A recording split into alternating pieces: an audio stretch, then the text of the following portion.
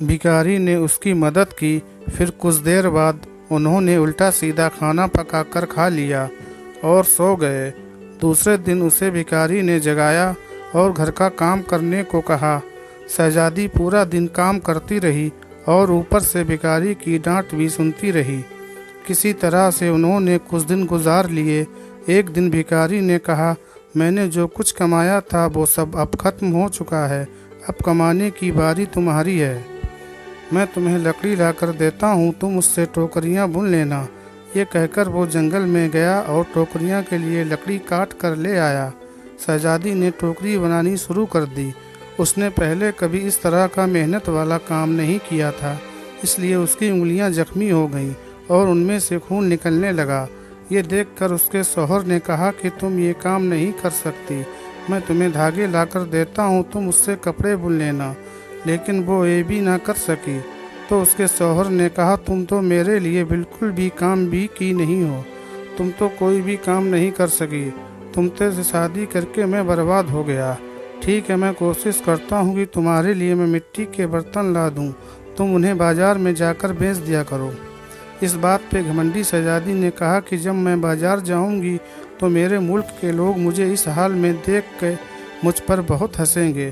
तो शौहर ने कहा, ये मेरा मसला नहीं है, अगर तुम भूख से नहीं मरना चाहती हो तो तुम्हें ये काम करना ही पड़ेगा। मिट्टी के बर्तन बेचने का काम बहुत अच्छा चल रहा था।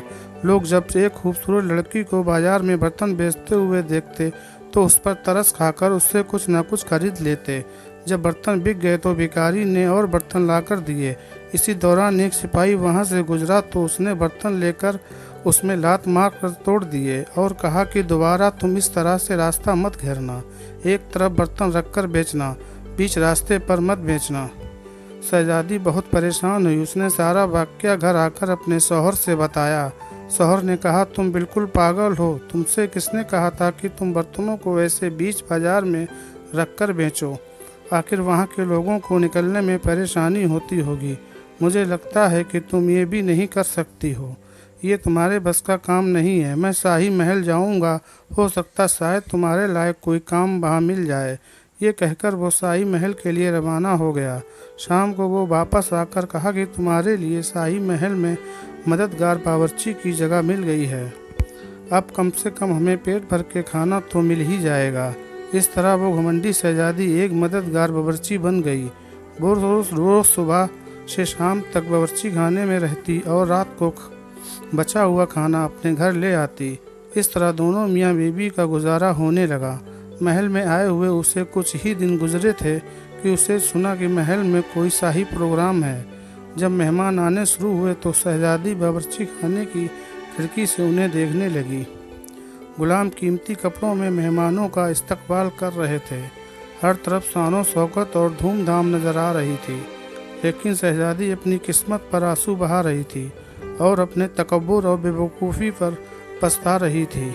उसी दौरान वहाँ कुछ कनीज़ें आईं जिन्होंने शहजादी को लजीज खाने के दिए। शहजादी ने उस खाने को टोकरी में रख लिए और घर की तरफ चल दी।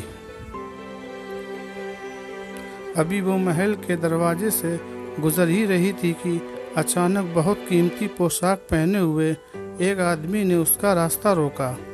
शहजादी ने जब उसकी तरफ देखा तो ये वही दाढ़ी वाला बादशाह था जिसका उसने मजाक उड़ाया था। वो खौफ से कांपने लगी। बादशाह उसे लेकर महल में पहुंचा। इतने सारे लोगों को देखकर उसका अपने ऊपर काबू नहीं रहा और घबराहट में उसके हाथ से टोकरी गिर गई और उसमें से खाना निकलकर चारों तरफ बिखर गया। तमाम दरबारी हंसने लगे। शहजादी का उस वक्त हाल ऐसा था कि किसी तरह ज़मीन फट जाती हो और वो उसमें समा जाती।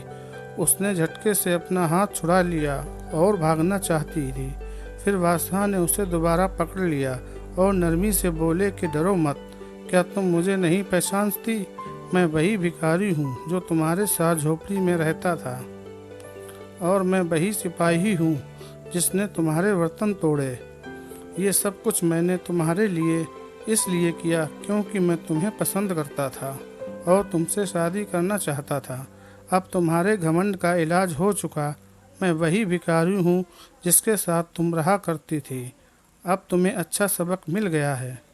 पिछली बातों को भूल जाओ और देखो हमारी शादी की तैयारियां हो रही हैं।